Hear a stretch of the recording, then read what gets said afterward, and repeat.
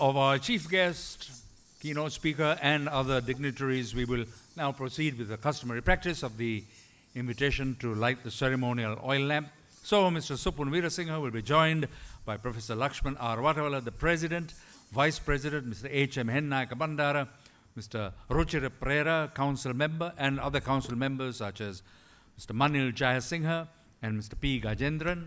And Mr. J.M.U.B. Jayasekara, Mr. J.P.R. Karunaratne, and Professor Harendra Karyavasam, a former council member in the company of Mr. Sunil Piri, CHFMA Course Director, Kanchana Gunasekara, Director of Education and Training, and Ms. Madhumi Pereira, Director of Examinations, as well as representing the student body MTM ASIC.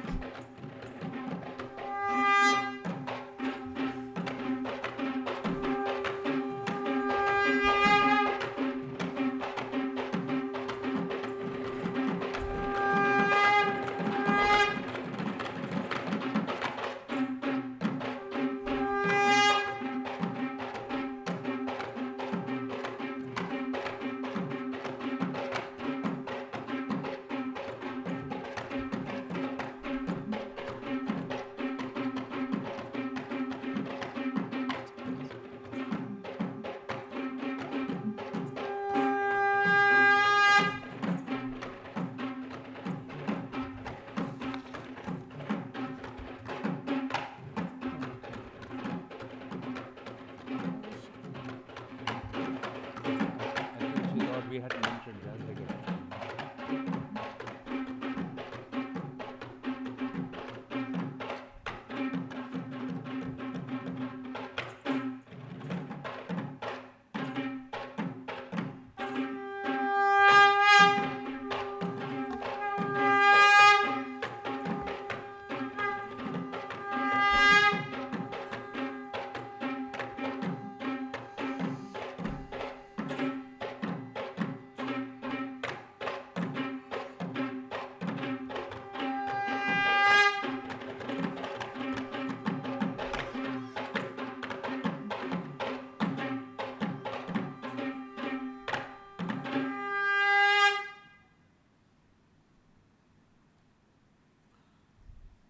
So there is still the formality of our inaugural process, and that includes the national anthem of Sri Lanka, immediately followed thereafter by the theme song, or should we say the CMA song. So that follows now.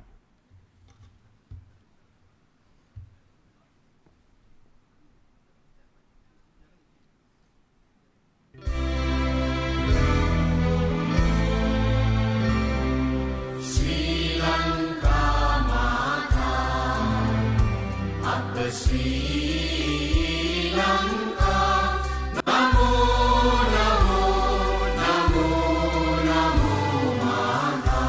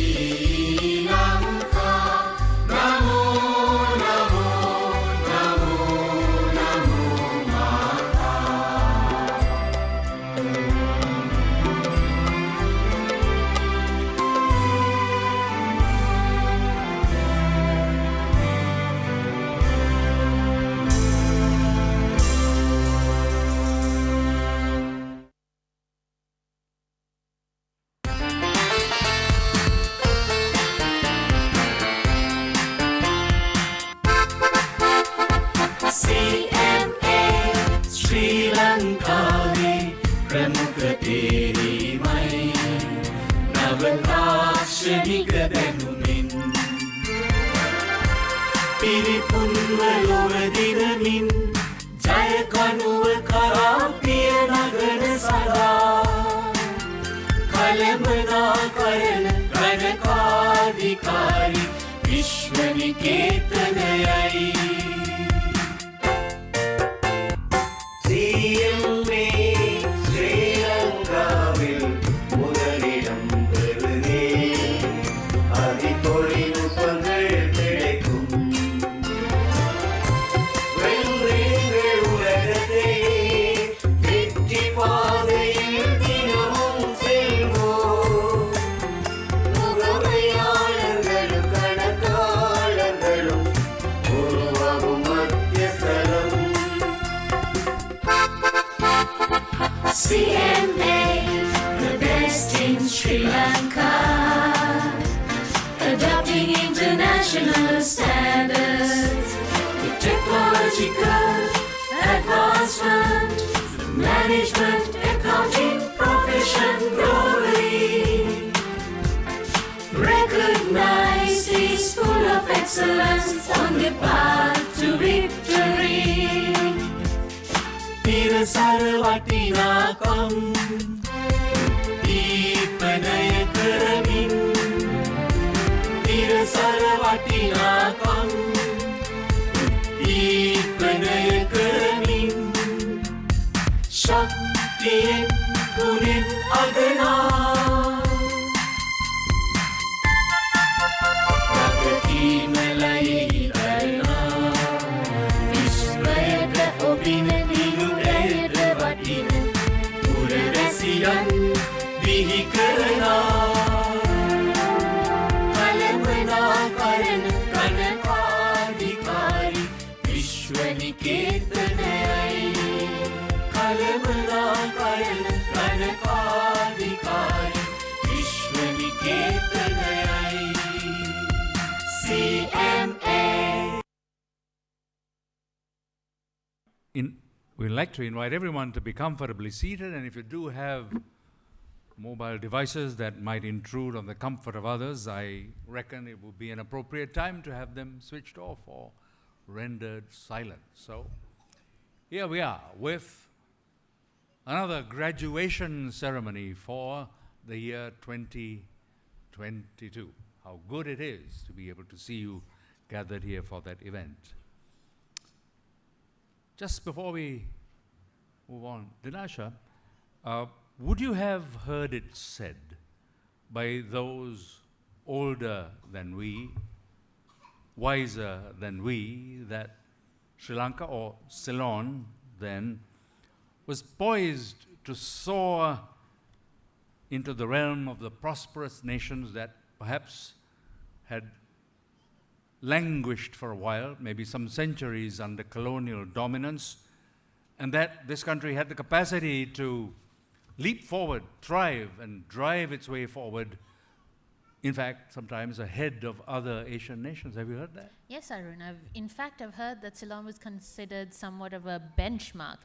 The land has had the virtues of self-rule. It's had bountiful resources, both in people and in nature.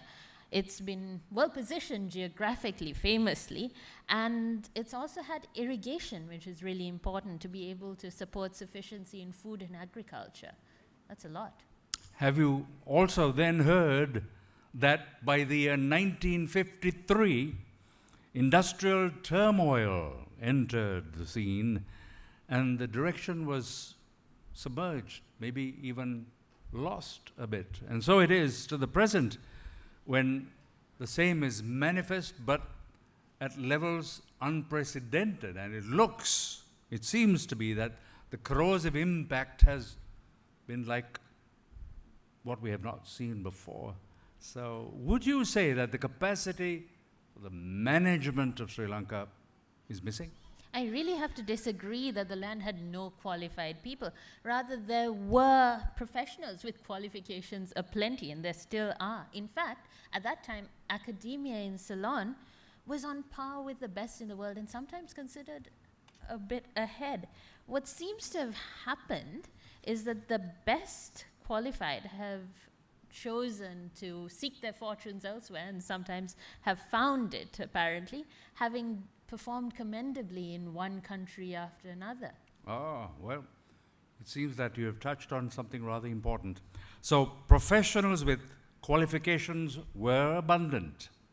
However, the application of their knowledge or the implementation of ideas that were forthcoming from these experts, their expertise, well, that's another matter. Now, it seems like ideology was superimposed over what was practical and expedient and beneficial, and sometimes the initiative amongst those with ability seems to have dissipated, thwarted. I guess management is about management in the practical sense, not just about qualifications. Professional training is also about commitment. Commitment perhaps to the place where one belongs. Going beyond the accumulation of diplomas and certificates, great as those are, to fulfilling the needs of the community. I suppose if you were listening to the lyric of that song a little while ago, you might appreciate that those needs are what are foremost in the curricula formulated in the courses of study that are provided by CMA Sri Lanka. Well, we do know that CMA has an intense focus on going beyond theory to the practical, looking at the working reality and serving the people and the organizations within the country, ushering in change and best practices in managing, and endeavoring to foster that economic prosperity that people really deserve and expect from real managers. So it would be good to hear now from one such real manager, the Vice President of CMA Sri Lanka, Mr. H.M. Hennayaka Bandara.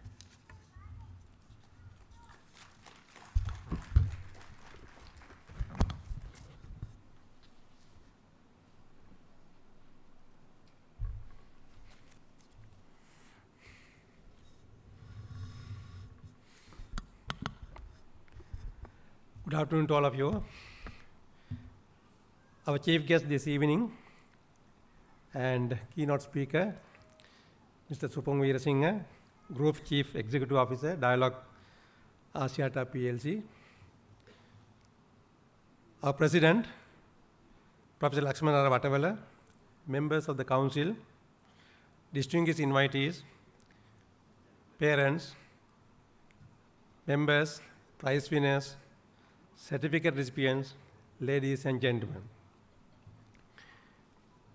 It is with great pleasure I congratulate and extend my warm wishes to our new associate members as well as those associates who have been advanced to fellowship status of the Institute. At the same time, I congratulate those who successfully completed the various stages of CMA professional program, and I am sure that you will continue your education and obtain the relevant practical training to become members of the Institute. Accounting is an excellent platform to launch a career because of the many opportunities that are available to professional accountants. It allows you to work in a diverse range of organizations ranging from industry and commerce to professional services. When you are a management accountant, you should be able to address any issue within the scope of your education. You should be thorough with the entire spectrum of knowledge and skills expected of the curriculum. At the same time, you need to continue your professional development and keep yourself updated with new developments. More importantly, the image you project will protect your institute, that is CMA Sri Lanka. With those remarks, on behalf of CMA Sri Lanka, I would like to welcome and thank Mr. Supun Veerasinghe, Group CEO of Dialogue Asiata PLC, for accepting our invitation to be the chief guest and keynote speaker at this annual convocation. Your presence is a source of encouragement to CMA as well as to all of us. Let me also welcome our founder president, Professor Lakshmana Vatavala, members of the council, distinguished invitees, parents, certificate recipients, director and staff of examination division of CMA, as well as all other staff members of CMA. Your participation, encouragement and support extended to us helped to organize this annual event successfully. I wish new members and certificate recipients all success in your future endeavors. Thank you.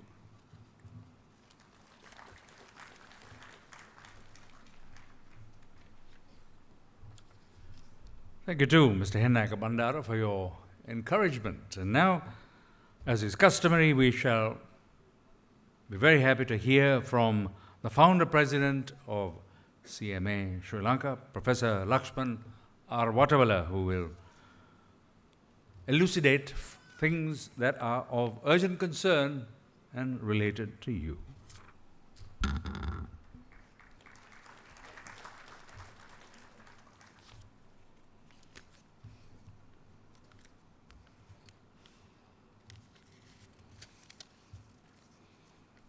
Our chief guest,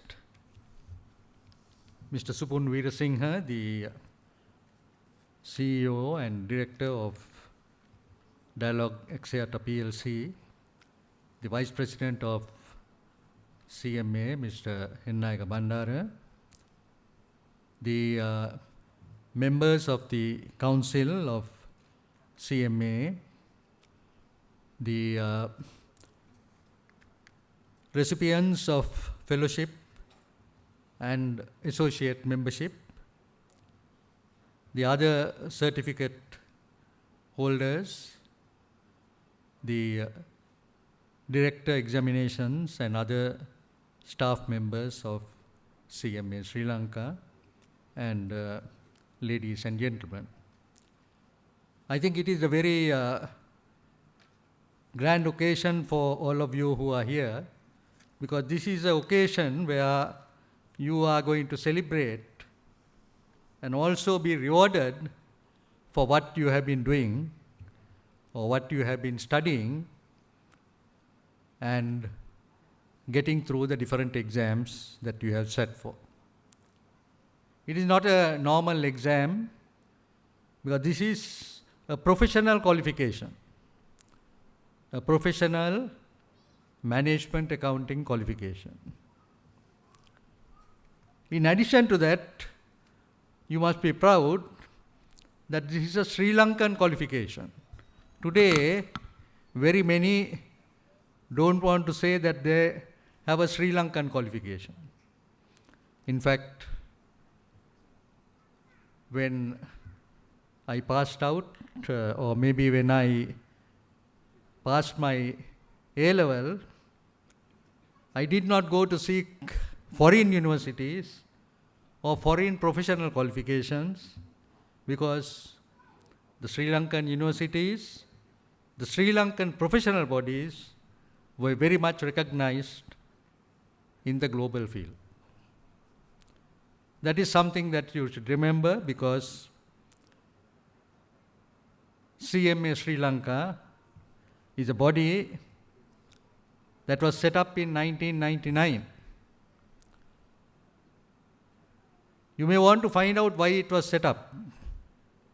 At that time, there was no management accounting body in Sri Lanka, which meant that we had no Sri Lankan management accountants who could serve the country.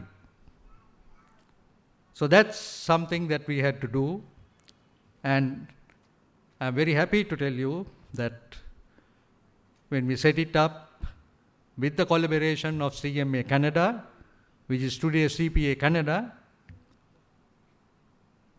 10 years later the government realized that this is a profession that is required not only for the development of the government sector, but also the private sector. So therefore, this was incorporated by an Act of Parliament. Do not think that this was an easy journey.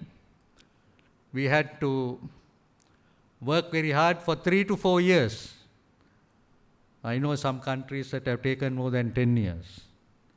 But we were able to do it. Because that is what we need today, you know. As professionals, we are people who can achieve things and make a change in the society. That is what we have done. To give a qualification at an affordable price. At that time we said to save foreign exchange for the country. But today that story has come true. Look at the far-sighted of our founders at that time. So definitely, there is no easy way. We need to work very hard. In fact, I took a challenge. I gave up my university degree and I started on doing the chartered accountancy qualification. I did it because a lot of my friends who were with me had left school very much earlier and they had by that time become chartered accountants. But many told me, you are going on a very difficult path. Only 3-4 people are passing out. So, if you do a degree, 99% will pass out. But if you do the chartered accountancy, only 3 or 4 will pass out. But this was a journey that we traveled. Because we knew that this was a path that was respected, recognized, not only in Sri Lanka, but also overseas. At the time that I qualified, I think there were 9 or 10 who qualified. 9 of them went overseas, and I may be the only fool who stayed behind.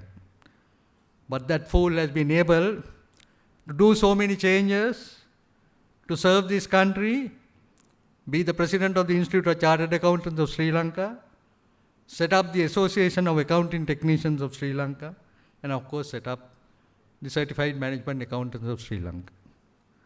So maybe professionally, I would have been able to gain, but maybe financially I would have lost.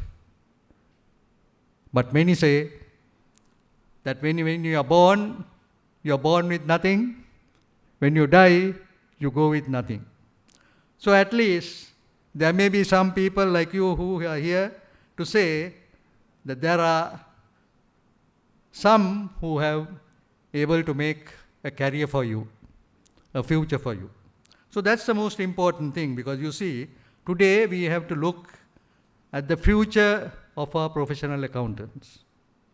The future of the professional accountants, because we are in a very turbulent times. The current situation in Sri Lanka, the current situation globally, are not very conducive to the economic development.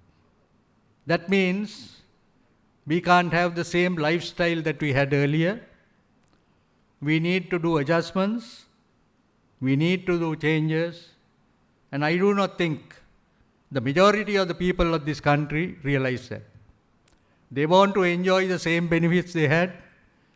They want to have the luxury of traveling in cars, using the much required foreign exchange and burning the petrol. But I think we need to do this. But this does not come from the basement, it has to come from the top.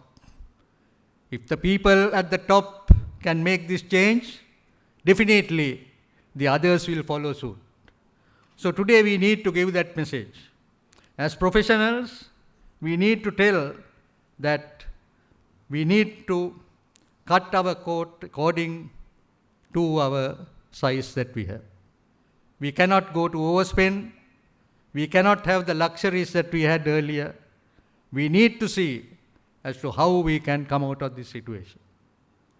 In this role, I think the professional management accountants are the best who can serve this. Public financial management is very essential for this country. It's very weak. Today the government has no option available. I don't think they will have money to recruit accountants. But they can have a public-private partnership where we from the private sector will help the government to overcome these difficulties that they're having. That is what they can do, because 1.6 million public servants, what do you think they are doing? Today in accounting terms, we have what is called value creation. In fact, we have what is called the CMA Excellence in Integrated Reporting, where we judge the public sector companies, public quoted companies, as to the value they are creating, not only to themselves, but to the society. That is the most important thing. So as professional management accountants, we need to see what is the service that you can give to your organization, what is the service that you can do to your society. As far as the private sector is concerned, they are implementing all these very good schemes. If you are a public quoted company, you have a regulator, the Securities and Exchange Commission, who will be behind you. Every share transaction, they will have an audit committee, they will have a governance committee, they will have an ethics committee, they will have so many committees in order to control you. But unfortunately, these controls are not there for some of the largest public sector organizations in this country. It is a pity that they do not realize this. Politicians cannot run organizations, but professionals can do it. Politicians can get the support of the professionals if they want to run the country. If they want to run the economy, if they want to put this country on a better footing, they have to invite us, and we should be prepared to help them. Definitely.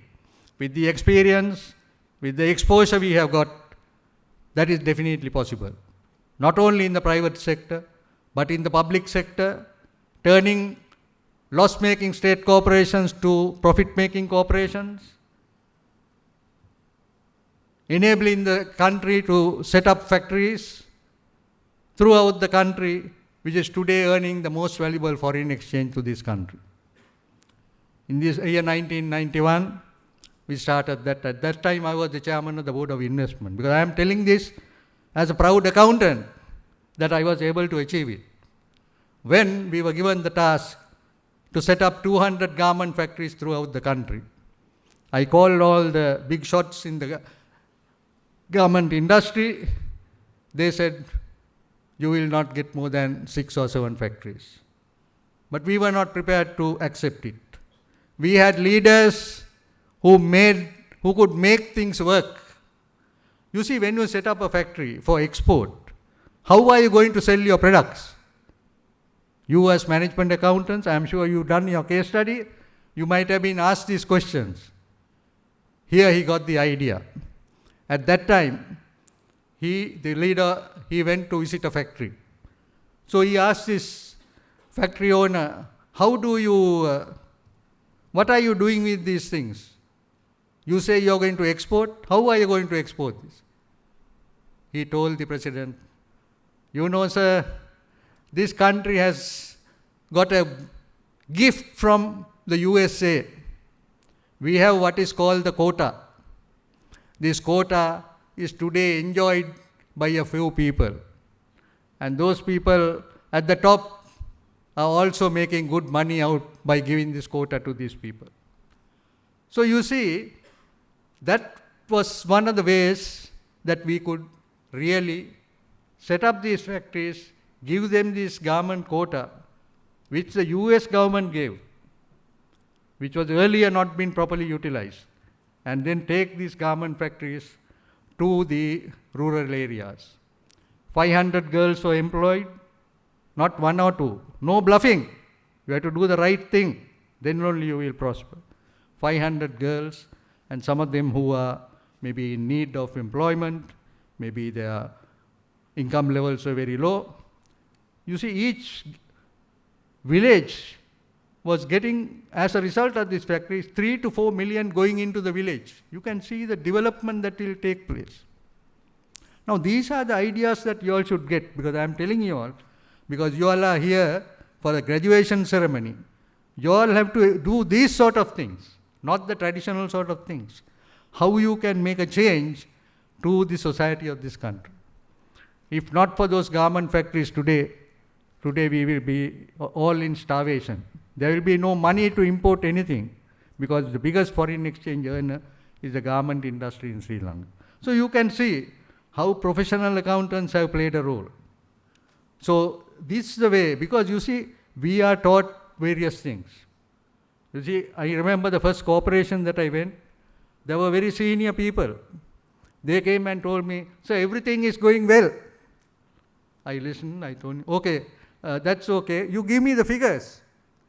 Then they thought things are not, because earlier they used to fool the politicians who used to come there. Because you see, state corporations have been ruined.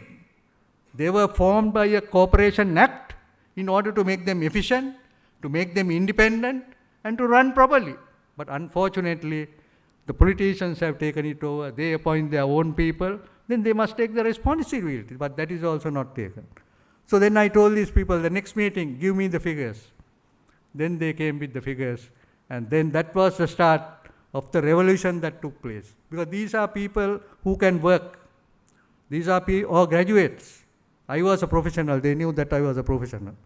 Professional accountant, not any other professional, who could look at the figures and tell them, this is what has to be done. So that's why you are really in a position where you can really play a major role. You can play a major role in your organization. Because I'm not really going to talk on the management accounting profession, because we have an expert. Today our chief guest, who is also the keynote speaker, is a management accountant. That's why I invited him to tell you his story as to how he has managed corporations and come to the top. Managed private sector organizations, I think one of the largest organizations. I must also tell Mr. Supun that actually in 91 we had a change in the act. We were in Greater Colombo Economic Commission. We made it the Board of Investment. Then it was converted to the Board of Investment to take the foreign investment throughout the country. Earlier it was only for a certain area. Then we made certain changes. Initially it was only for export-oriented industries. I think that is what it should happen now, because today we need export-oriented. Then we brought in the other areas of infrastructure. And I can tell that one of the projects that I approved, of course, in the telecommunication field, first one was the Singapore Telecom, where the Singapore Telecommunication Authority, the company came and invested in Sri Lanka. And I asked them, what you are doing? They say mobile phone. So I asked him, can you show me the sample of, then this was the size of the mobile phone, you know. Today you are having one in your hand. He showed me a very large mobile phone, you know. So you can see the revolution. You see, at that time, the decision that we took. Then later, of course, the other one that was also approved during my time, and of course, there were various changes that have taken place. But I must say one thing on the mobile industry. You see, when the mobile phone, telephone industry, earlier, because of the liberalization, because people say that we should not liberalize, but they do not know the benefits of liberalization. Now, one distinct advantage or distinct advantage that the citizens of this country was the liberalization of the telecommunication industry. Earlier, to get a phone, you have to get a seat from the MP to get a phone. But once the mobile industry came, today I must thank them, because they have taken to every corner. Even the farmers have it, the fishermen have it, everyone have it. And also now they are using it for developing their industry. The various information can be sent by using the mobile phone. So I think that's a great revolution that has happened in our country. That is one, I think, the most important revolution that has taken place. Similarly, we need to do so many others that will benefit, because we have to look at the society. Because when I say management accountant, you all are really management accountants who will serve your company, but through that, society is served. You see, the government cannot do things alone, so they need to get the professionals. So we have to help them, because in this crisis situation, definitely they will not be able to think of what has to be done or how things could be done.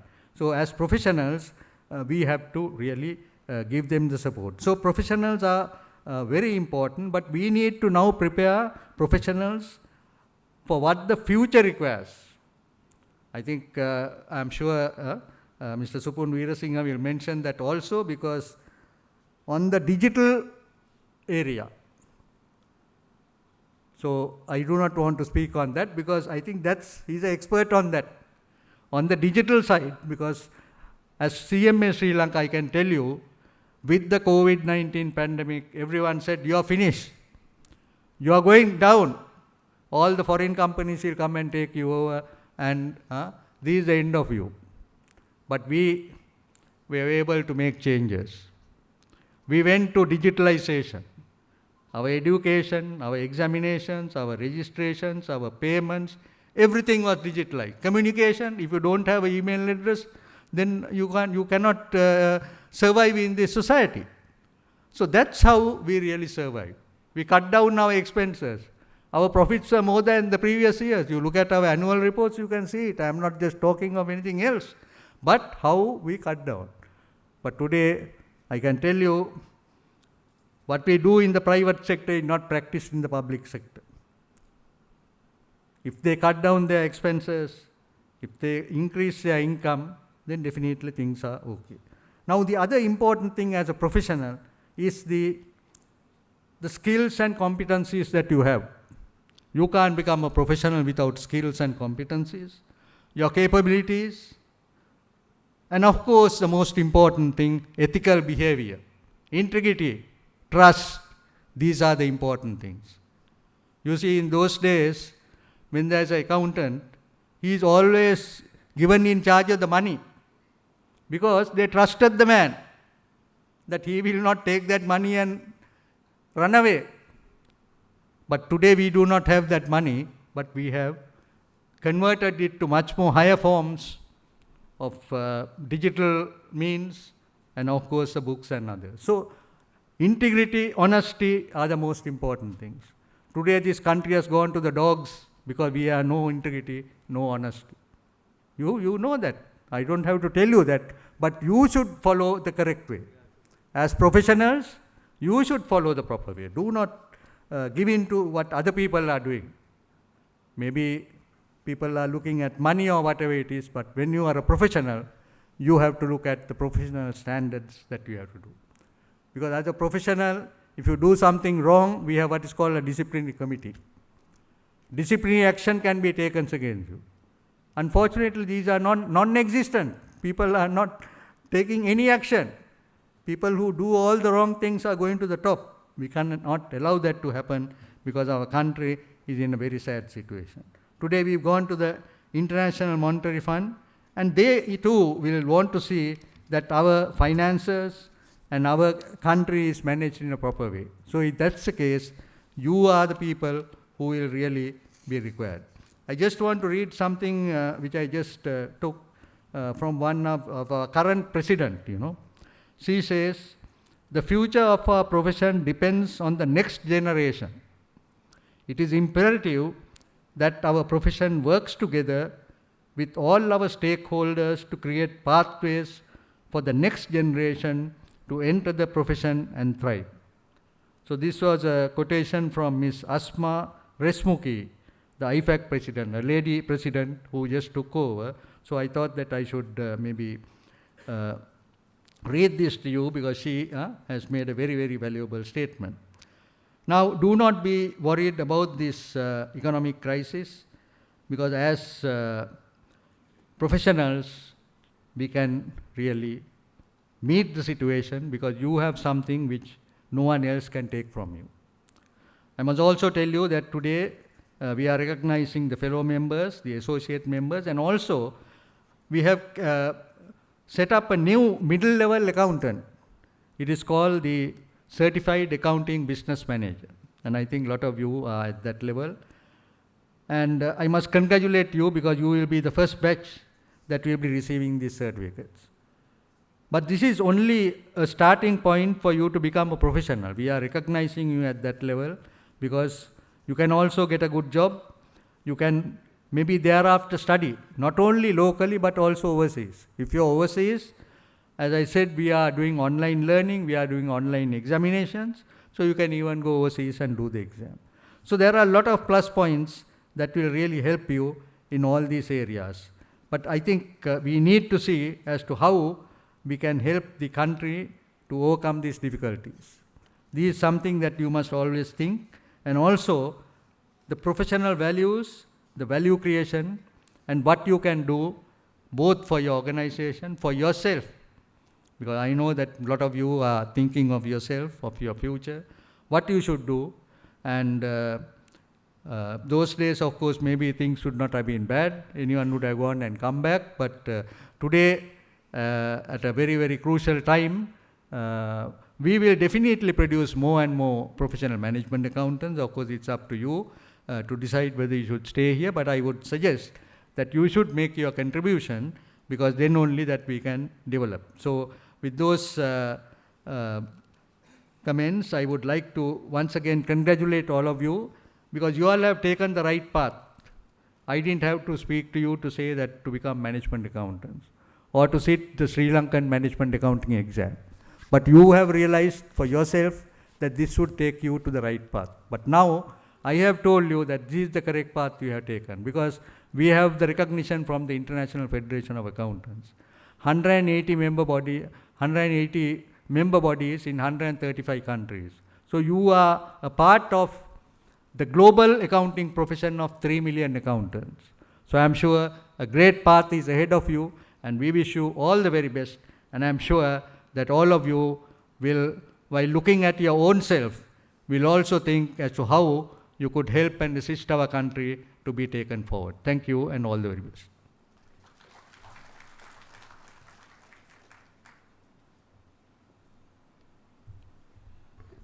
Thank you too, Professor Lakshman R. Vattabala, for sharing some of the insights that had to do with your own decision-making process and the motivations that went along with it and how it now is translated into action on behalf of other people. That's good. Yes.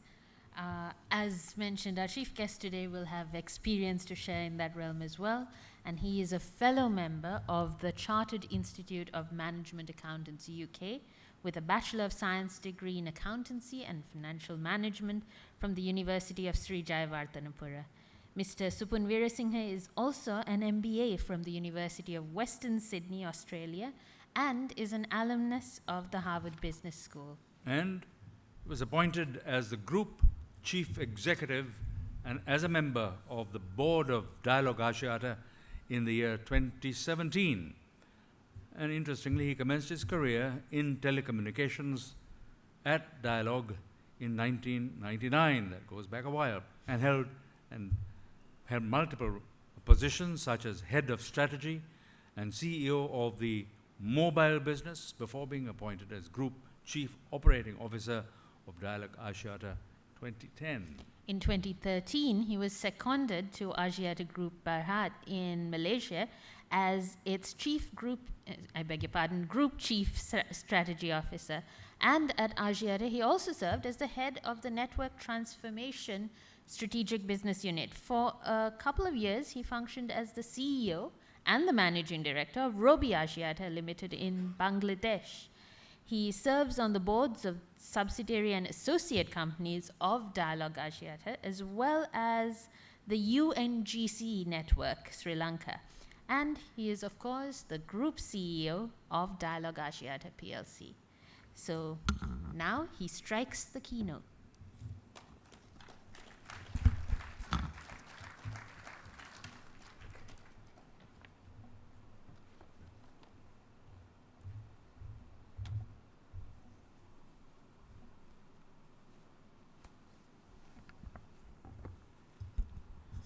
Ayubowan, dear Professor Lakshman Matawala, dear Mr. Bandar, Vice President, Governing Council members, dear fellow colleagues who are going to graduate today, getting a membership, and also dear parents, distinguished invitees. It's indeed a great honor and a privilege to stand before you to share some of my experience over the last now nearly 25 years of management accounting and how you can make an impact through the education and the professional qualification that you are going to receive today. I was telling Professor, in fact, he was talking about the 200 garment factory example. It's all about championing change. As management accountants, you are going to see the world through the windscreen, not the rear view mirror. You are management accountants, you are going to see through the windscreen.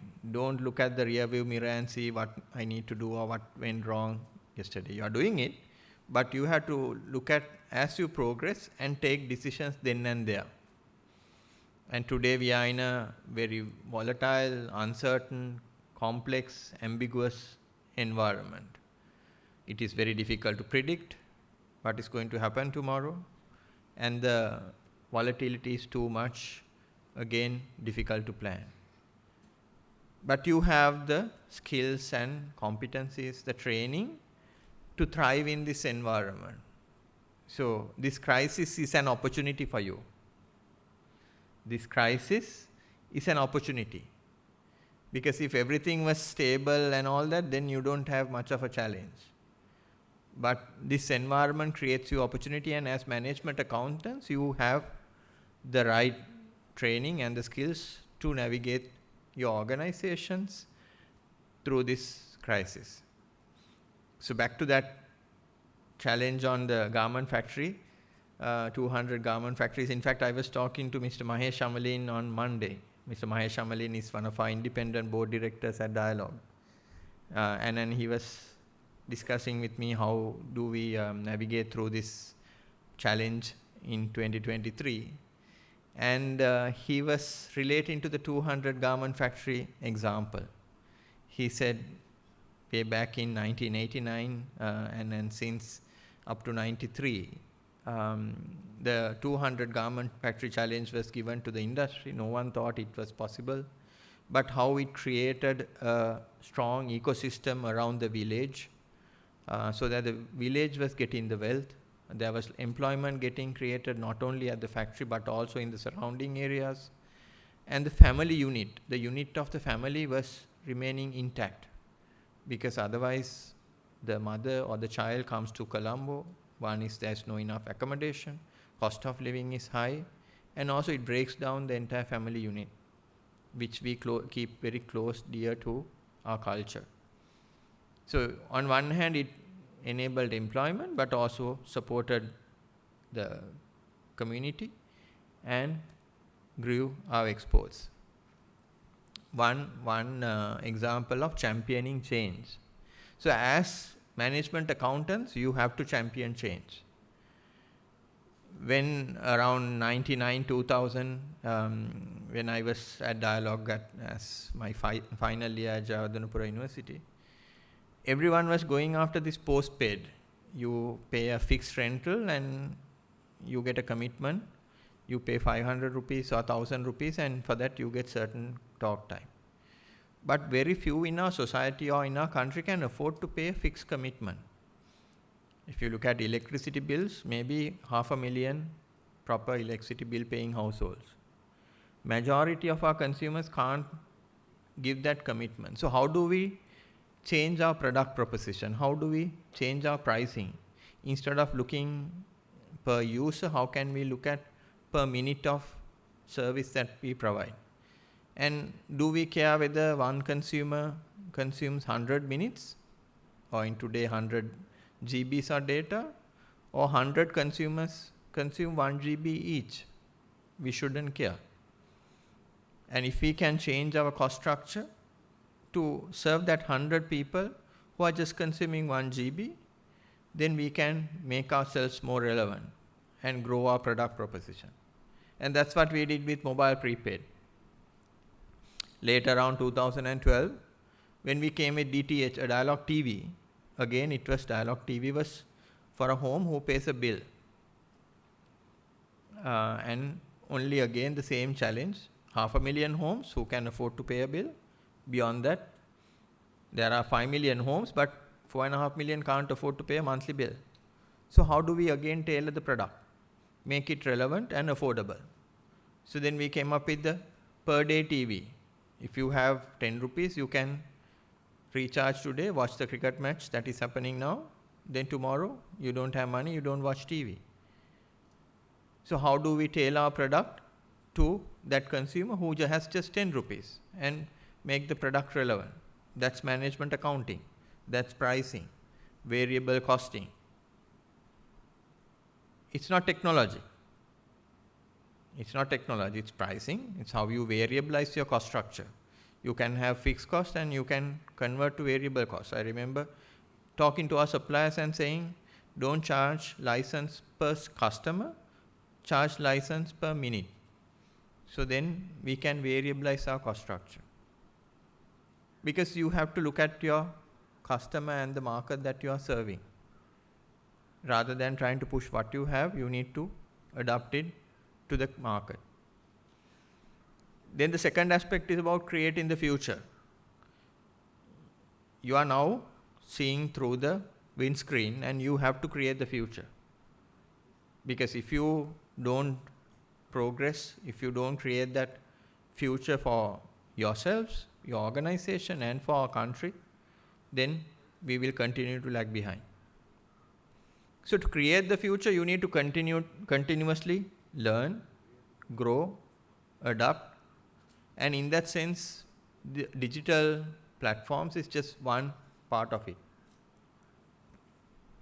I'm not sure whether you have come across this latest trend in artificial intelligence.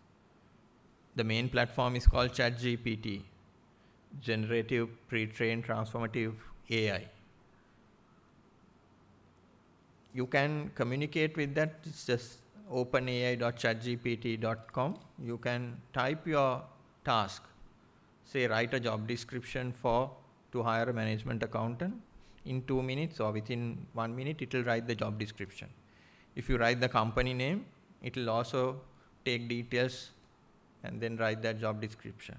Or write a termination letter, or write a press release, or write a song for CMA in Sinhala, it will write that song also. Or if you want to do a TV commercial, it will do that. Now it is moving to PowerPoint, bcg.com. If you say you want to write a PowerPoint on financial inclusion, in a couple of minutes, it does the entire PowerPoint. So increasingly, it makes all of us irrelevant. Because that platform is trained on 300 billion words. Already Microsoft is investing $10 billion on that. The valuation is supposed to be 29 billion. Last night I was going to use it. The platform has crashed. They're saying they are overwhelming demand and they cannot serve that demand. So these platforms, just like what Google did 20 years ago, the AI platforms are changing the relevance of professionals. Very soon, it will look at the journal and create the P&L, balance sheet, cash flow, and also help to do the projections. So we need to stay beyond that. You as professionals, you need to see, looking at the financials, you need to see how do you come in, how do you interpret, taking the larger picture into consideration and make meaningful decisions, or help make meaningful decisions. Because the routine work is going to be done by AI, and AI is real, very, very real. If you think that it is going to happen and it's not going to happen today, it's going to happen 10 years from now, no. You are in denial. It's very real. and it will write in Sinhala, it will write in Tamil, it will write in English.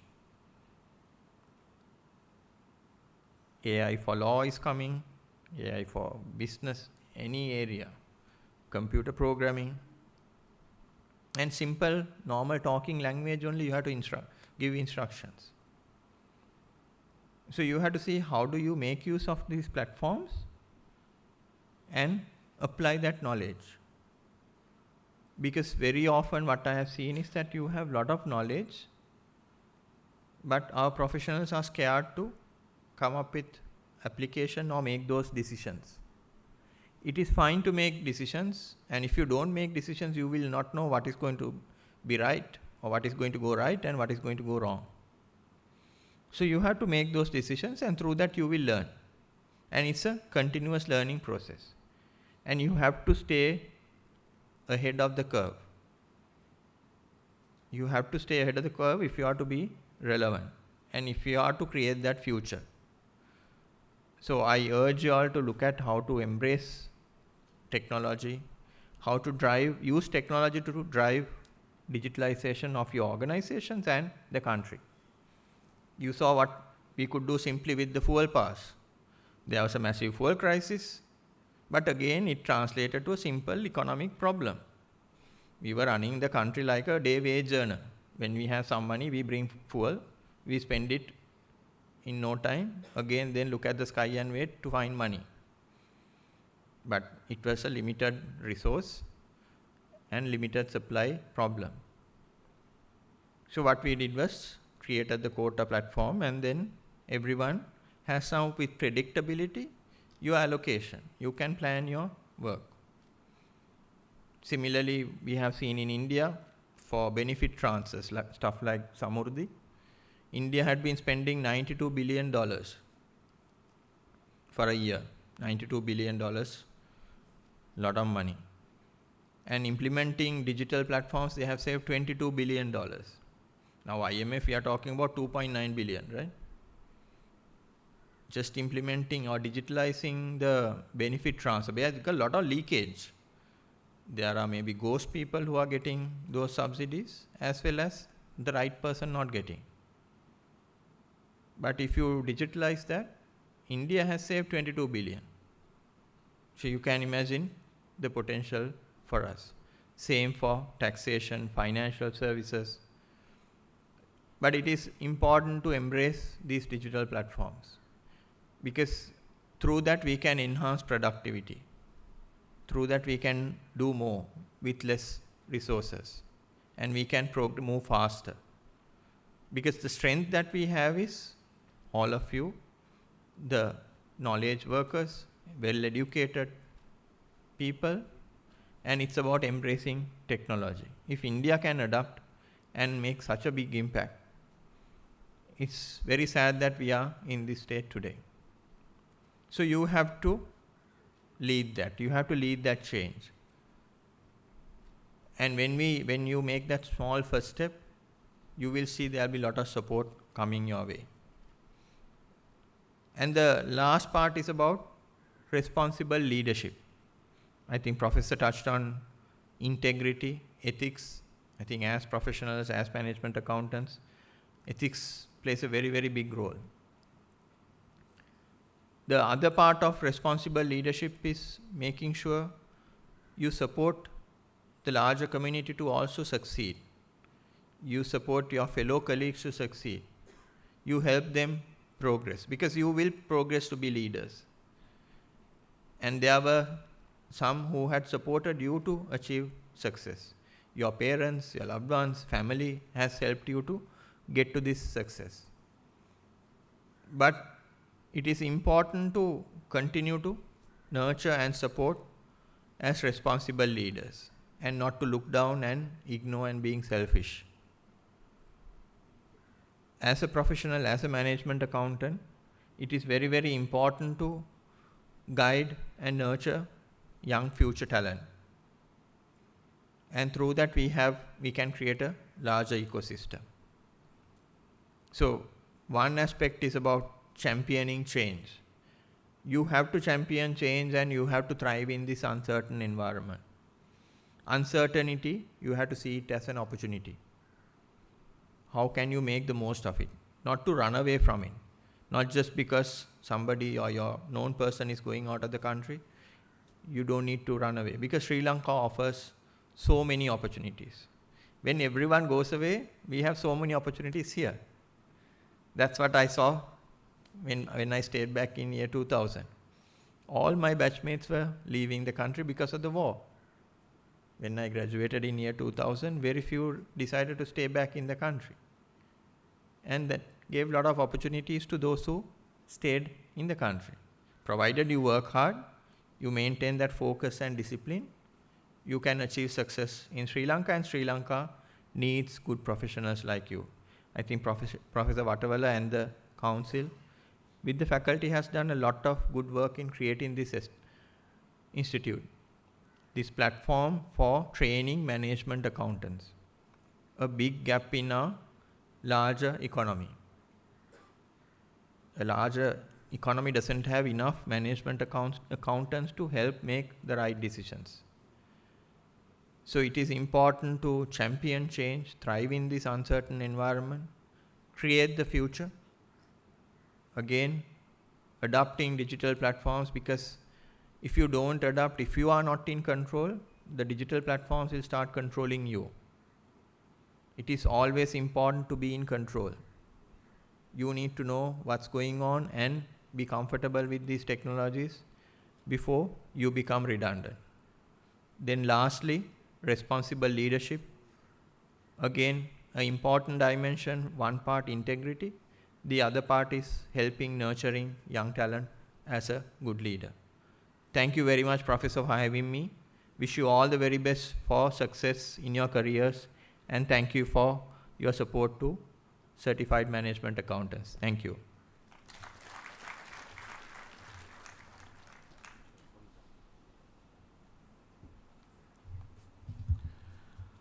Our chief guest, Mr. Supun Veerasinghe, there was a world of insight that he was able to provide in his presentation. But he's not quite finished. We have to invite him again, this time in the role of presenter on stage, as we now move to the distribution of certificates. And to accompany him, we'd like to invite the President, Professor Lakshman R. Vatavala, the Vice President of CMA, Mr. H.M. Hennayaka Bandara, the company of Council Member, Mr. Manil Jayasinghe, and also former Council Member, Professor Harendra Karyavasam, please.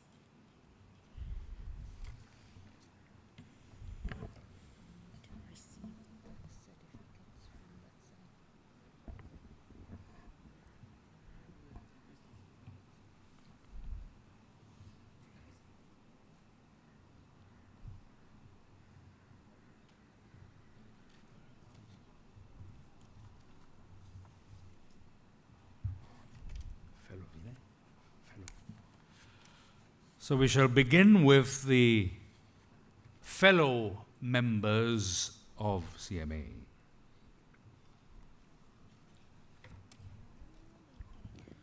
The first of our fellow members today is Premasuthan Menaha.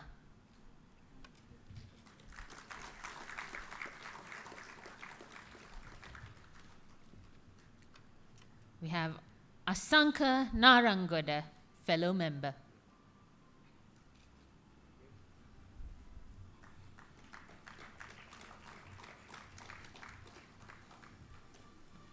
Thereafter, Madhushka Chaturani, fellow member.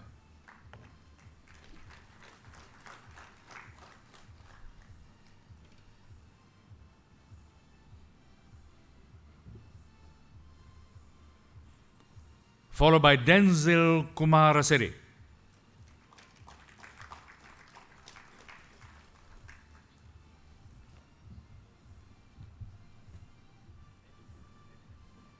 Is followed by Praveen Ruberu, fellow member.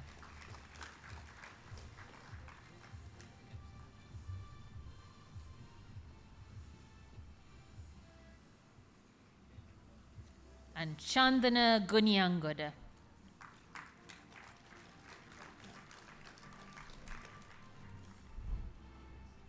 Nashita Muhammad, fellow member.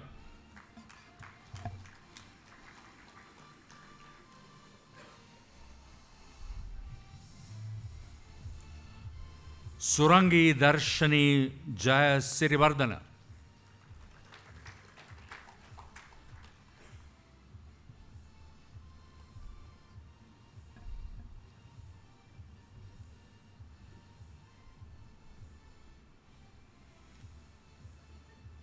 She's followed by Dion Savaremuttu, fellow member.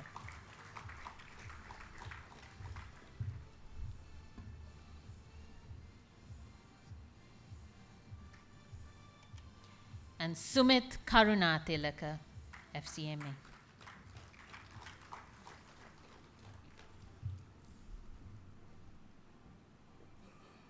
Then next is Navaratnam Jayamahendran.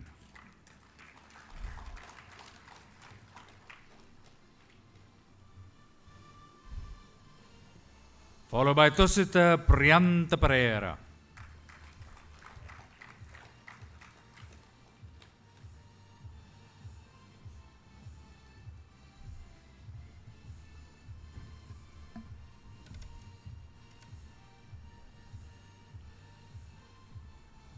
Next is Rachita Vijayasundara.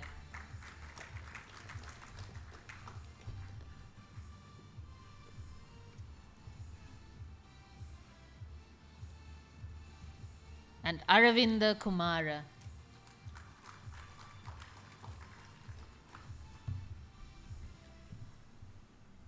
B.A. Chandana Kumar Balasurya.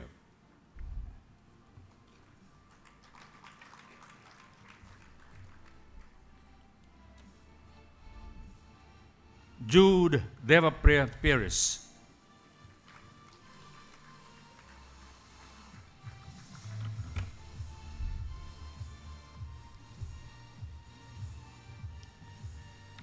Kamalika Pereira Gunawardana.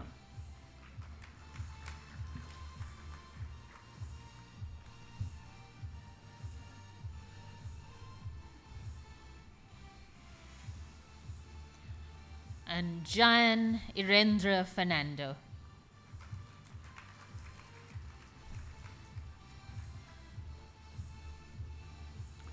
So there we have the FCMA now presented and them being recognized, followed by associate members. That's ACMA.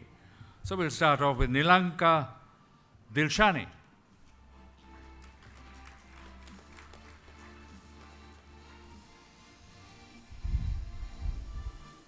Lakshita Ranganath follows.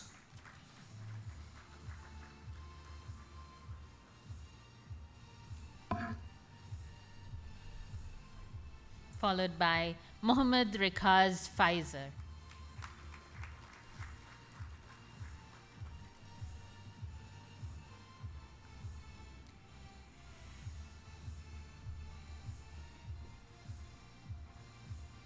And Apsara Karunanayaka.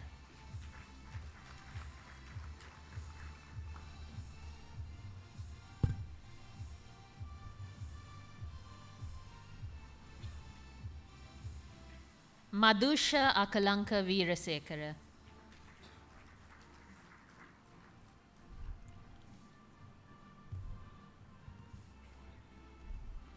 The next associate member is Rangika Damit Kulasurya.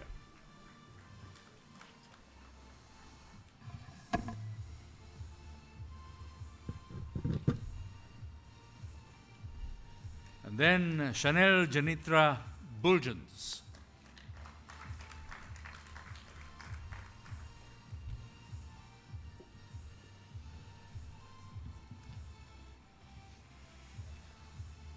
Aziz Niaz Nadeem.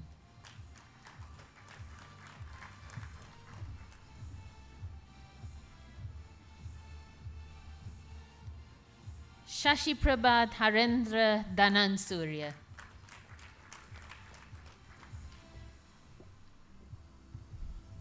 Sajani Kumarasuryar.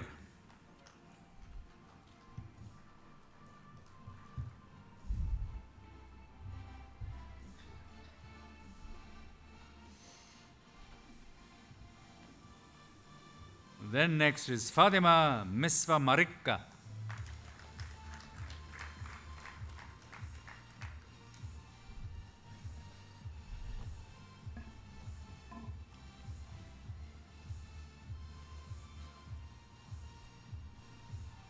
Kasun Aranja Fernando.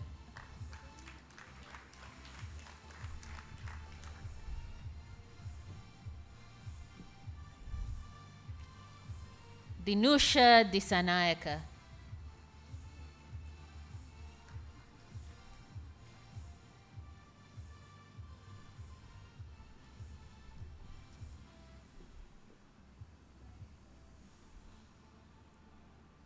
Associate Member Rodney Anthony Fernando.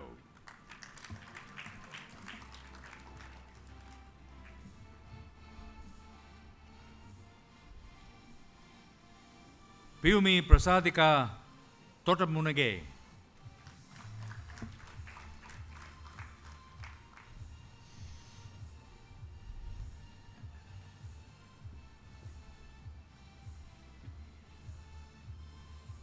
Followed by Bishan Isanka.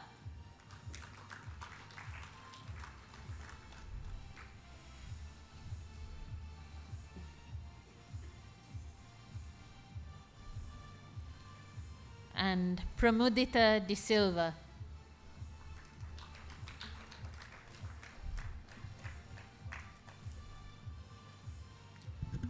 Associate Member Chamuka Pramod.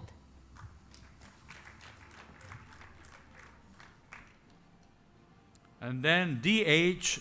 Sanduni Pratibha follows.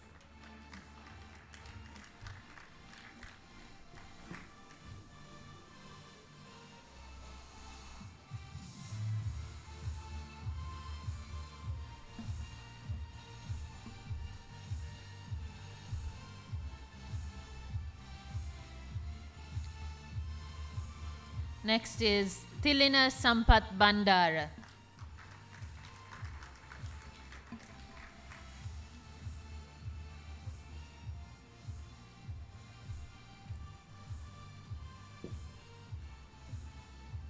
Sandun Taraka Pires is next.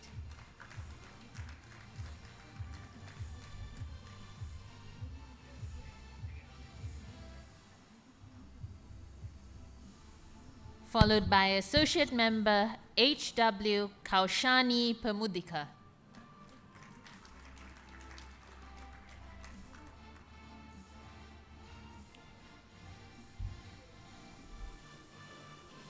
And then Chaturanga Jayamal Rajapaksha.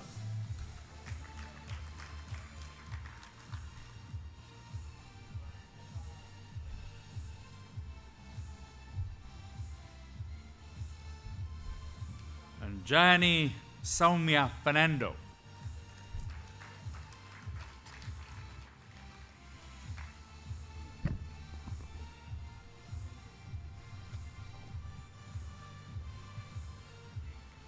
Our next associate member is Mohan Pirabu Bhavan.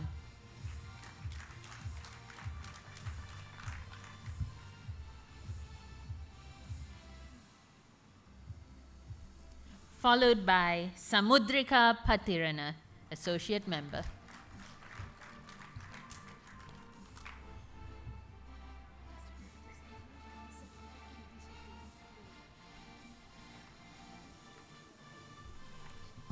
And we also include R.G.M. Rajapaksha.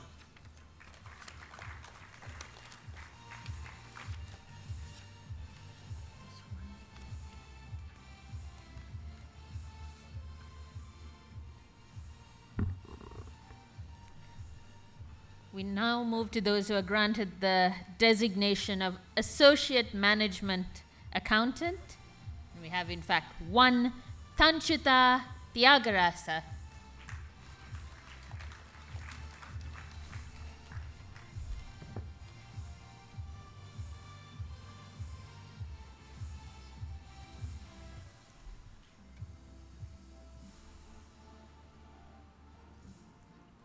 Now we have a slight change in our presenters.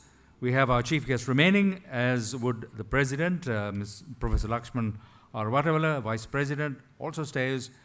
But we would like to invite Mr. J.M.U.B. Jayasekara to please come on, as well as Mr. Gajendran and Mr. J.P.R. Karunaratna. Yep, that's right.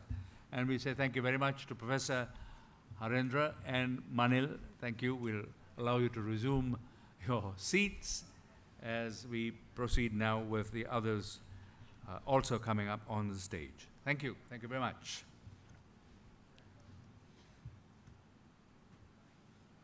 Okay, so we're set and ready now for our next. Which is the past finalists. So we celebrate those who have passed and successfully completed the examination, beginning with M.M. Pfizer.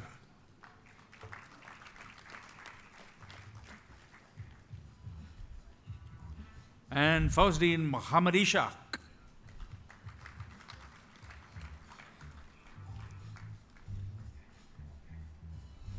W.M.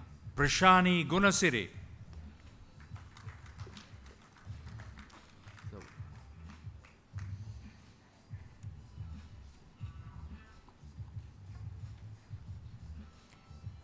Kaumadi Sachintani Silva is next.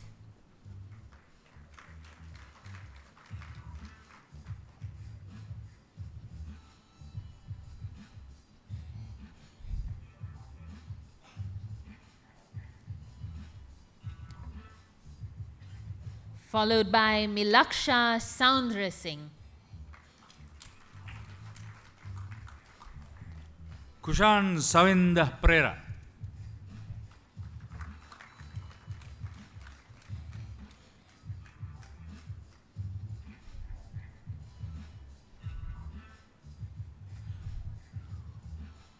Nimesha Sudari Lianage.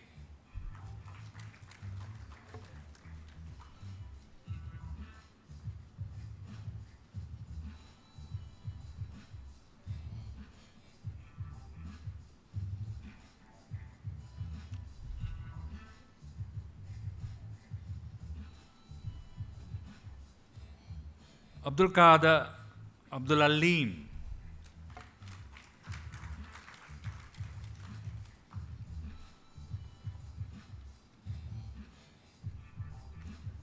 Nuwantika Lakmali Silva.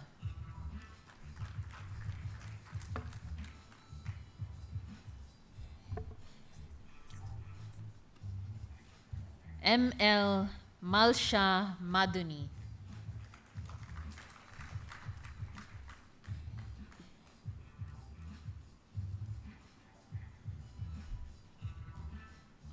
Ubaidullah Safia.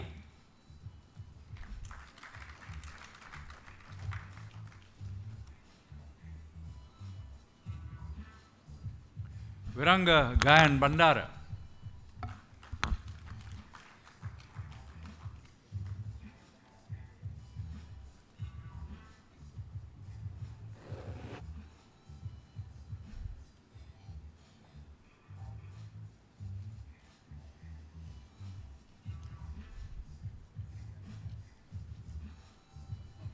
And the next is Purnima Dilhani.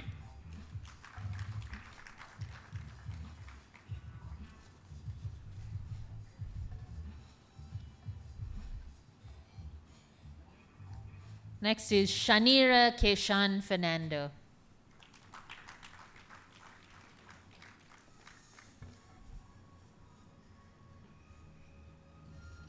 Lashen Dulanje.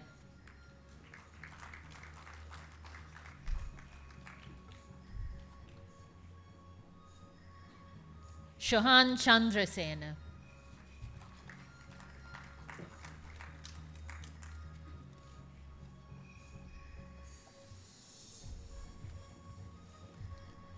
Hasita Sanjay Lanka.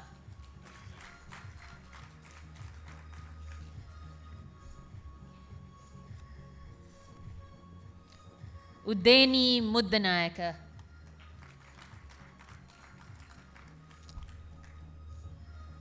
Madhushan Vijay Singer.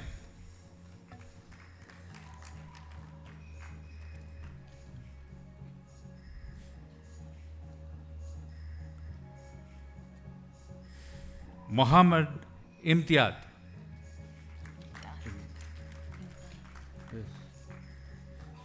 Like a lisp.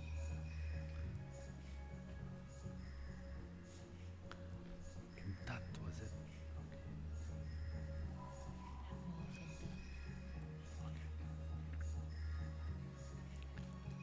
Tinuri Charitma.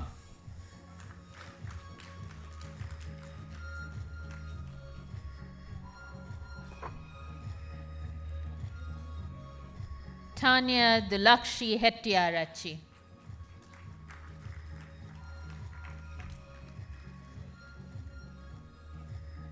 D.M. Mahesh Eroshan.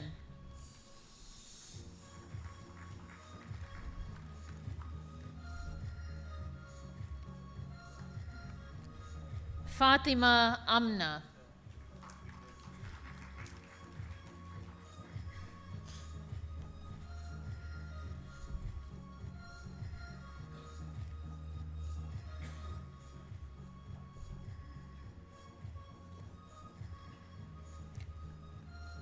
L.A. Oh, sorry. L.A. Radhini Rukshika.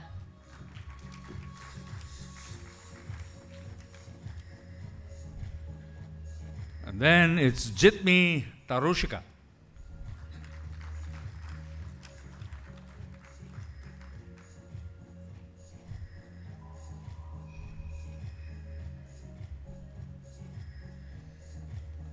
M.T.M. Asik.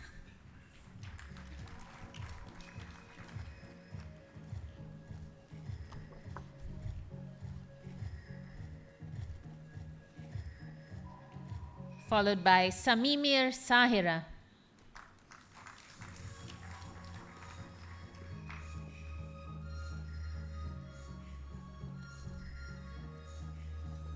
Chaturani Rajapaksa.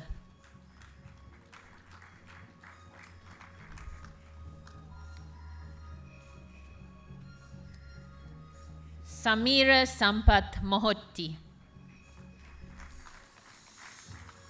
Gayan Kumara Vijay Singha.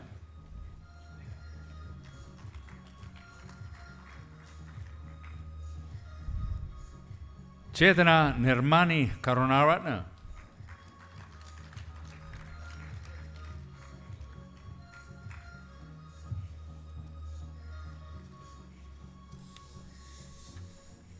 Maheshi Sammani.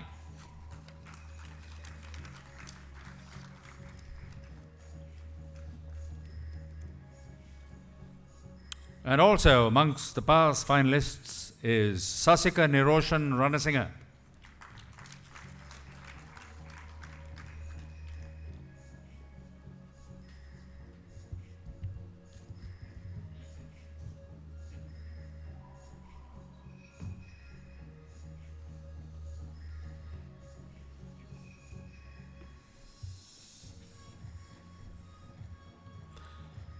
We next have certificates recognizing the qualification Certified Accounting and Business Manager. The letters CABM. First is R.G. Dinuka Udari.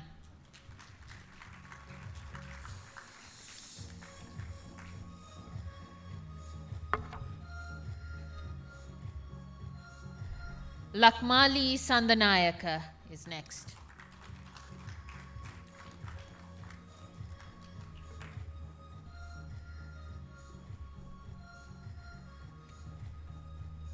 Muhammad Shafi Muhammad.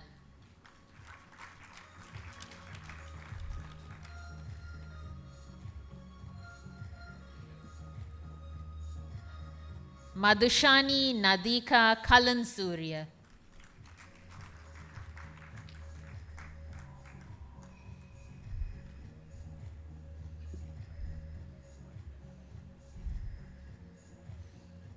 M.A. Muhammad Arkham.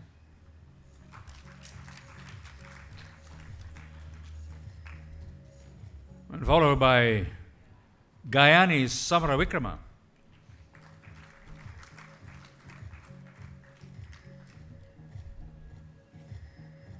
Ishan Arunoda Senanayaka.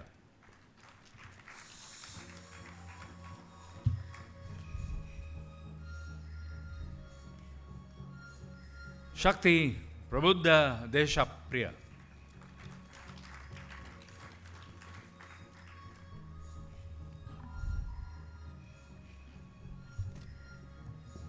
A.S. Ahmed Shadir.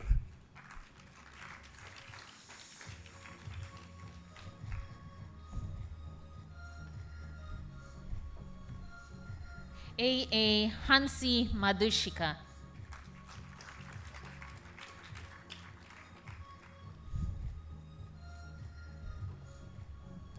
Nilabdin Mohammed.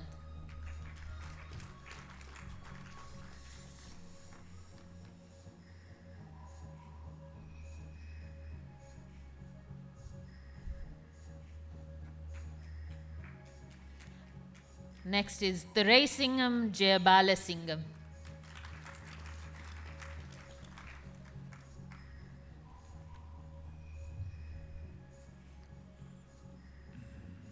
Savindi Senaratna.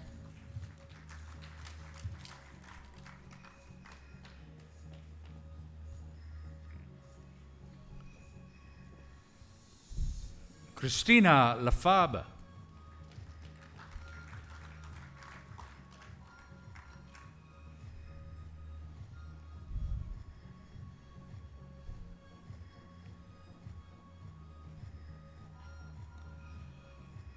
Dinesh Anand Sarma.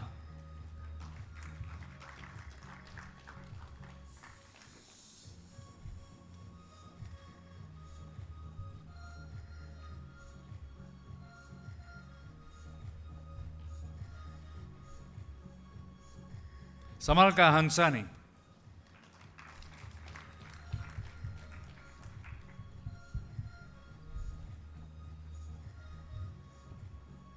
Mercy Perimperasa.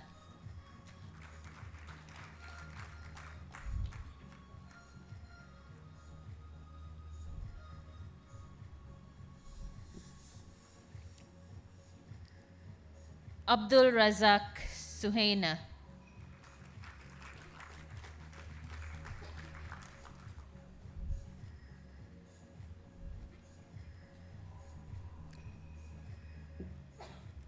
Sulochana Vikramasekara.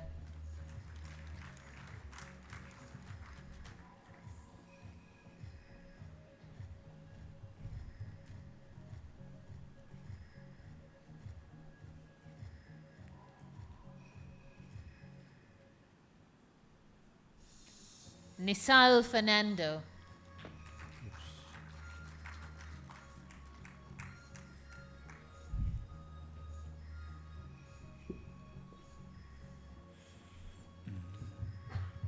H.A. Nadisha Niroshani.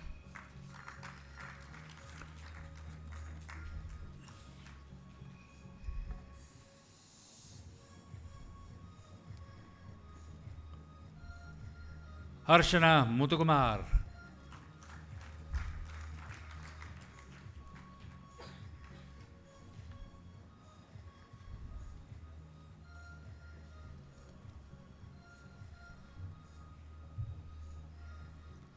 Pasindu Suraj Kumara.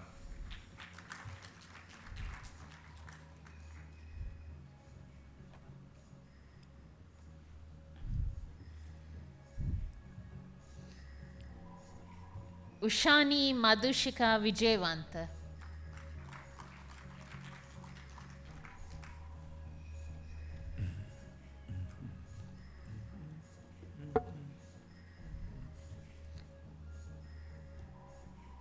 Shanika Namalgedara.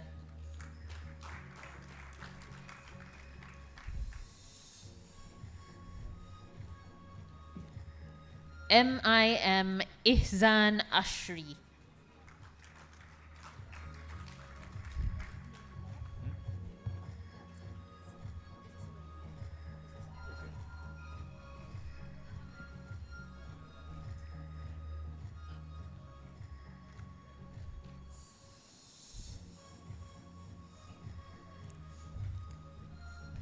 Congratulations to the certified accounting and business managers, we now move to the awarding of the certificates for certified hospitality, finance, and management accountants. And so we'd like to invite as presenter the CHFMA Coast Director, Mr. Sunil Pieris, to join the other presenters on stage, please.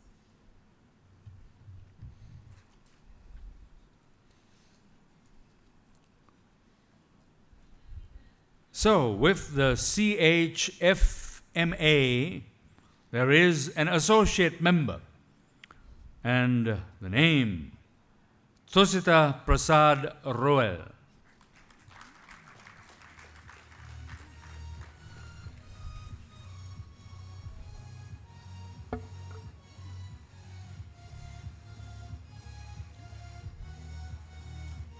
Having completed the professional stage 2 of CHFMA, this is the certificate for Gunaratnam Sridharan.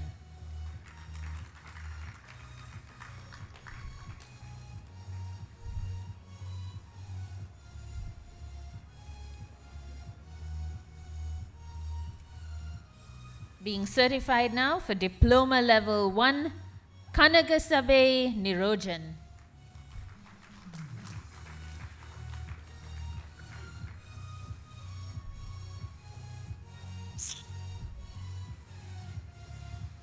And then the foundation certificate in accounting at the foundation level, this is to Afdan Ahmed.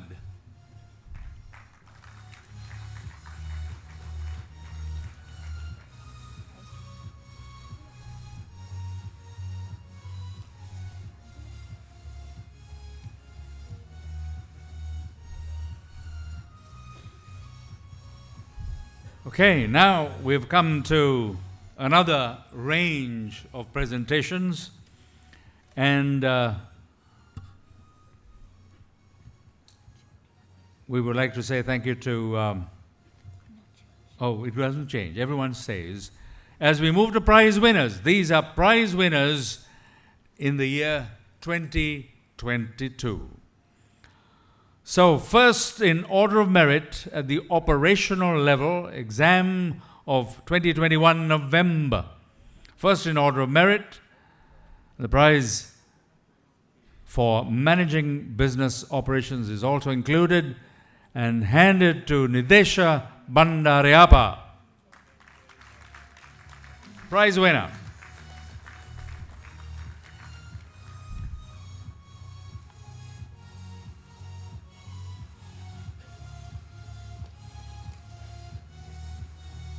Next, receiving the prize for second in order of merit at the operational level of November 2021, as well as that for management accounting at the operational level, Chamedi Atulugama.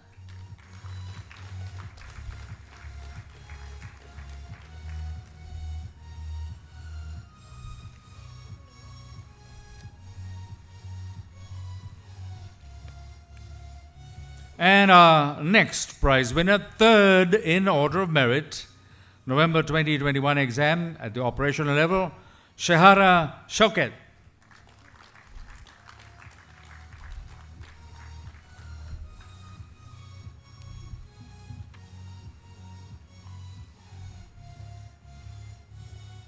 At that same exam, at the operational level, receiving the award for Business English 2 and Information Technology Applications, Sinnature Arul Prabhu.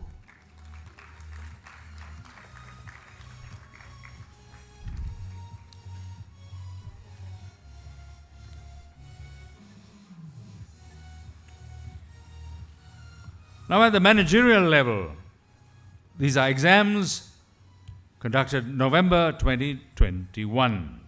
First in order of merit, as well as the prize for managing projects, information systems and data analytics, corporate law and advanced taxation. The prize is to Frizli Ahmed Mahdi.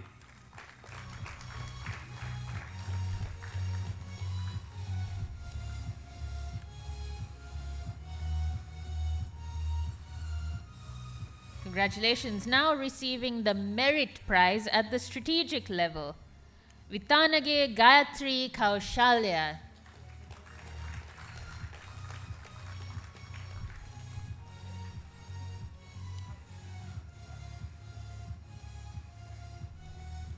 Now the prize at the Apex Level November 2021 exam for computer-based accounting. The prize is awarded to Sandharuwan Sanjay Lanka.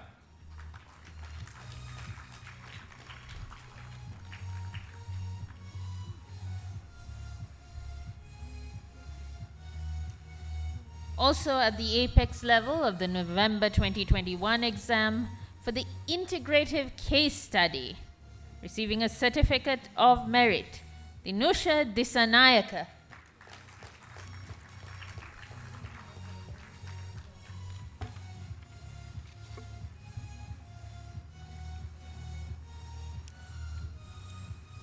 Now the next prize is sponsored by Mr. Hen Nayaka Bandara, Vice President of CMA Sri Lanka.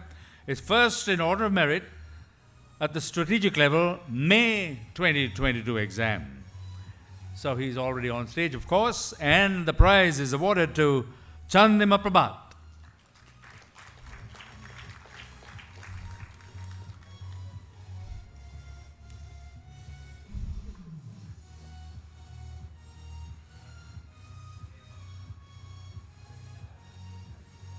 The second in order of merit at the strategic level of May 2022 exam was Sasanti Fernando.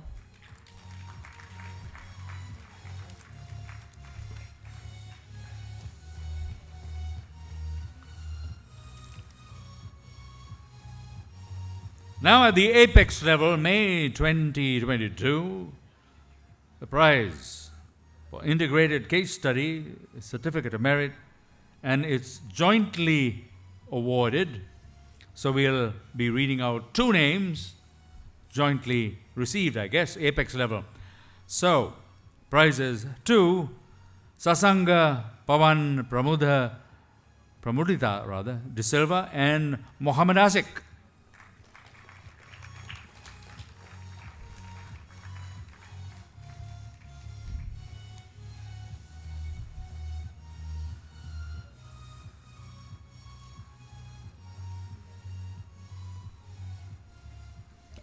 Now to the foundation level of the September 2022 examination. First in order of merit, and with the Management Accounting Fundamentals Prize as well as Quantitative Methods for Business, Kavisha Pereira.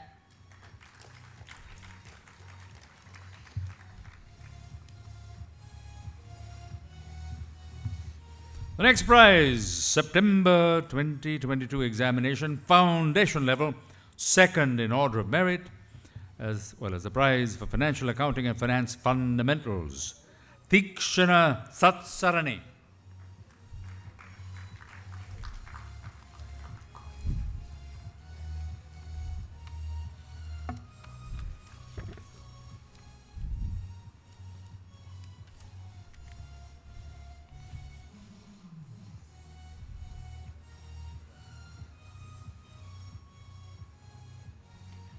At the September 2022 exam, foundation level, third in order of merit, Bhagya Kure.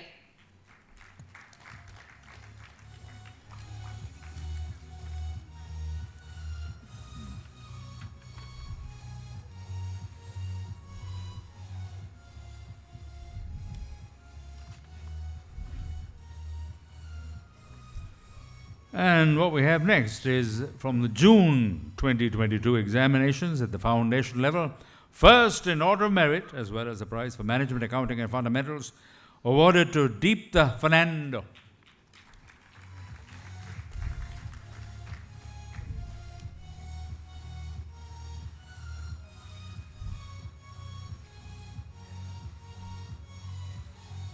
And now, second in order of merit at the foundation level June 2020 examinations, as well as receiving the prize for fundamentals of management and economics and quantitative methods for business, Tahani Serniviratna.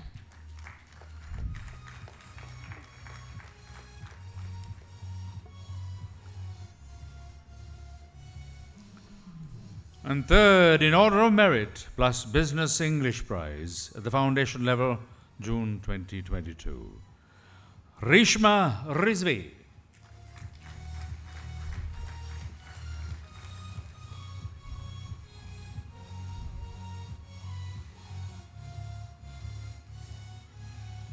Now to managerial level at the June 2022 examination. First in order of merit, Nilabdeen Mohammed.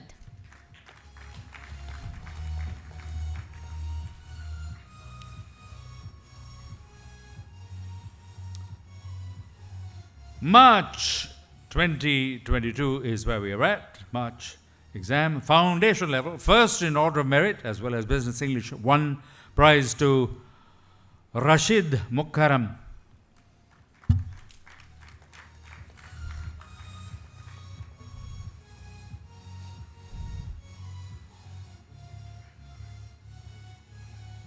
At that same examination, foundation level, March 2022, second in order of merit, as well as receiving the prize for Management Accounting Fundamentals, Fatima Misbah.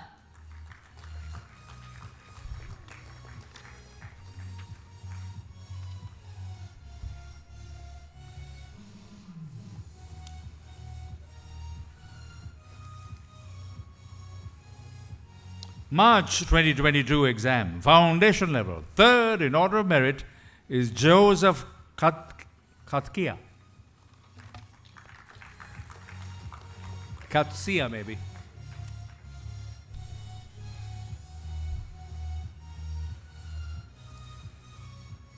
Receiving the prize for Financial Accounting and Finance Fundamentals at the foundation level of March 2022 exams, Shashini Kavindyani.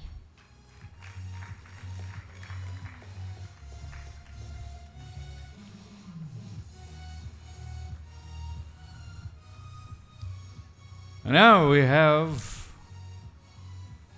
December 2021 at the foundation level. First in order of merit, plus Management Accounting Fundamentals Prize, Financial Accounting and Finance Fundamentals, and Quantitative Methods for Business. It's all awarded to Maheshini Chamatka Tenakun.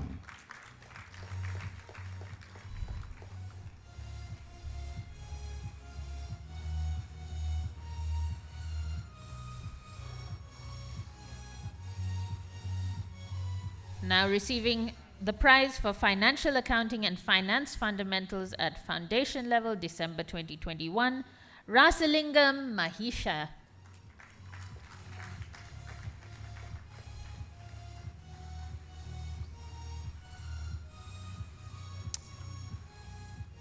May 2022 examination, Apex level.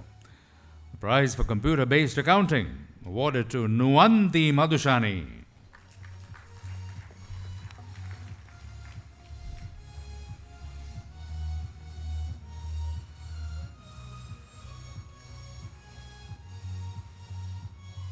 Congratulations to all the prize winners. We now have the prize for the most outstanding performance.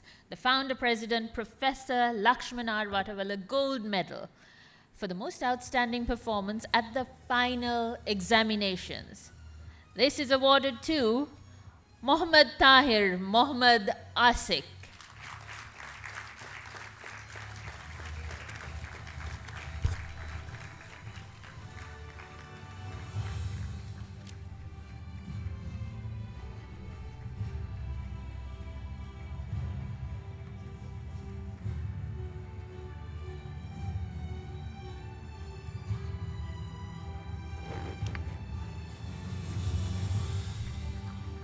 Well done.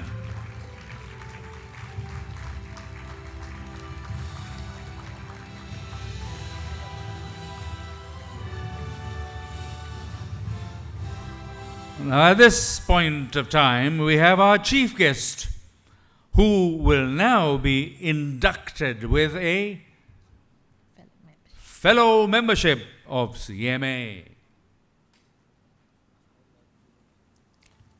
Can we also invite on stage to be part of this occasion Mr. Manil Jayasinghe and Professor Harendra Karyavasam, please.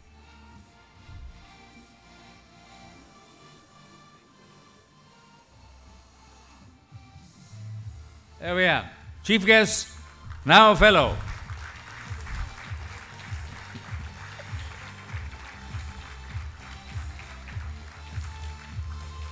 He will also be the recipient of what is referred to as a coffee table book.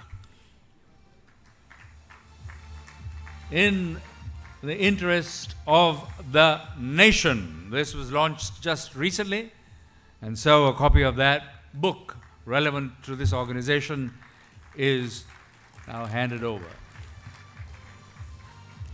We also have another token of our appreciation to him for serving as our chief guest.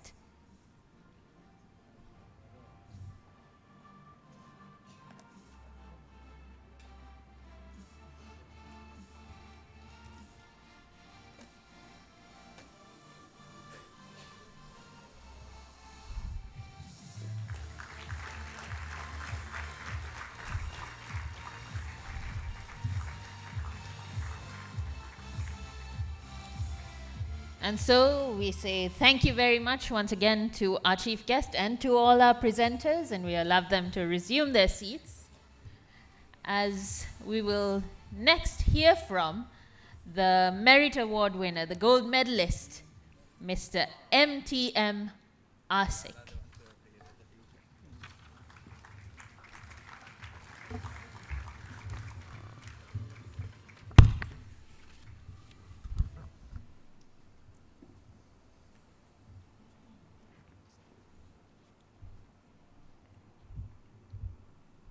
Good evening, everyone. I am honored that I've got this opportunity to share my experience with CMA. Honorable Chief Guest and Keynote Speaker, Mr. Supun Veerasinghe, Professor Lakshman R. Watavala, Founding President of CMA Sri Lanka, members of the Governing Council, distinguished invitees, parents, and my dear brothers and sisters. It's an honor to deliver this speech on this big stage as the President's Prize winner of 2022. I would like to share my CMA experience that I had in these last 3 years. I got to know about CMA through my friends during a meetup that was held after A-levels. I always had an interest in doing management accounting compared with other fields.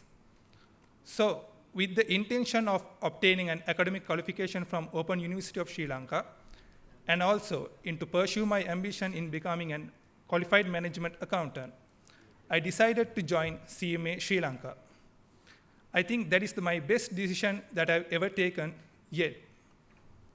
Starting off with CMA Sri Lanka, I started from the foundation level, and I'm very happy to say that I already received the first prize in the foundation level, the operational level, and the managerial level, and finally in this case study.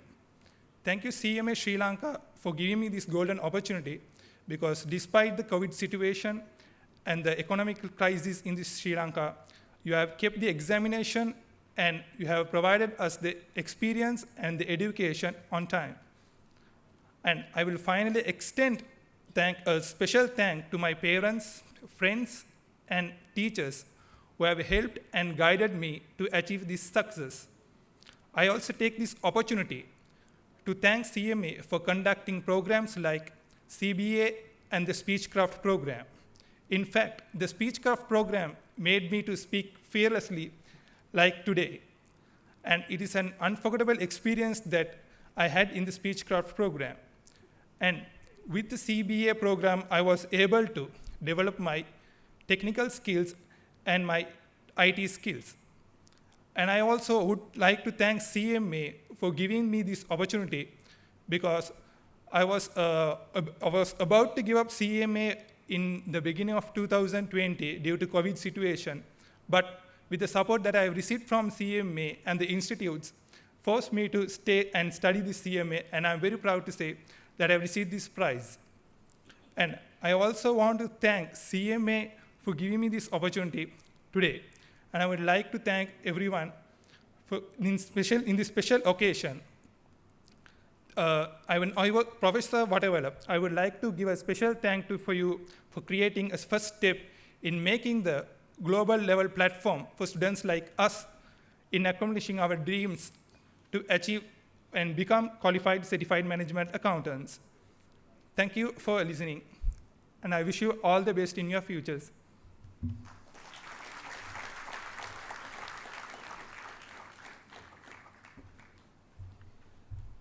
So we've heard it from the prize winner, which leaves us with a final word or two to be spoken in appreciation, and that will be by the Director Examinations of CMA Sri Lanka, Madhumi Pereira.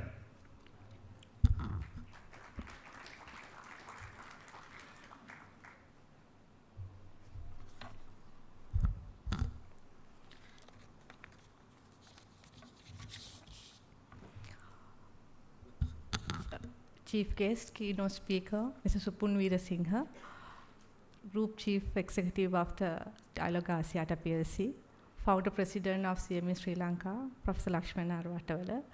Vice President, Mr. Hennaka Bandara, members of the Council, distinguished invitees, new members, certificate recipients, award winners, and the guests of these students, the certificate recipients, ladies and gentlemen. So I'm honored to express my sincere gratitude to everyone who have been here today with us to witness this 19th graduation ceremony of CMA Sri Lanka, which is one of the key events of the institution. So first of all, I would like to take this opportunity to thank our chief guest and the keynote speaker, Mr. Supun Veerasinghe, for being with us today despite of his busy schedules, and also delivering a wonderful keynote speech, like well-received one, about the artificial intelligences and the leadership role and the governance, those areas, like key areas. And also, I extend my gratitude to the founder president, Professor Lakshman R. for pioneering the CMA and developing it for what it is today, and for all the guidance given to us. Also, special gratitude for Vice President and also our council members for always being with us, making each and every day, every event of the CMA to a great success. And I must thank all these service providers, including BMICH staff, and our Mr. Arun and Mr. Nisha for comparing, AVA Productions, photographers, all who have taken these stakeholders of the event for support given to us. And also, especially for my dear staff, who have been working all the days for make this event for a success, and continuous support extended to make it a great success.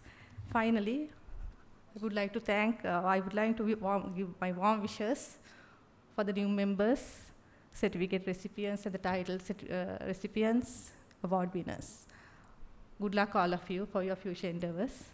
With that, once again, thanking all these invitees being here for witness this event. I formally wind up this formal vote of thanks. Thank you very much. Have a very pleasant evening.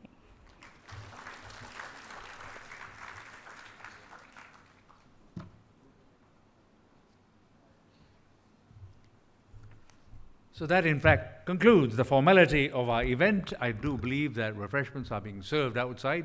We'll allow those in the front row to take leave of us first and everyone else thereafter. But there is also a request from our gentleman photographer. Photographs must be taken of those who are now adorned with cloaks. Your tea will be delayed. So you need to remain here, and you will be called up in small groups or batches for what will finally be a group photograph, but that will be done in stages. And those of you who have seen photographs being taken before will find no amusement in that program. So enjoy the refreshments and let those with photographs stay. Thank you.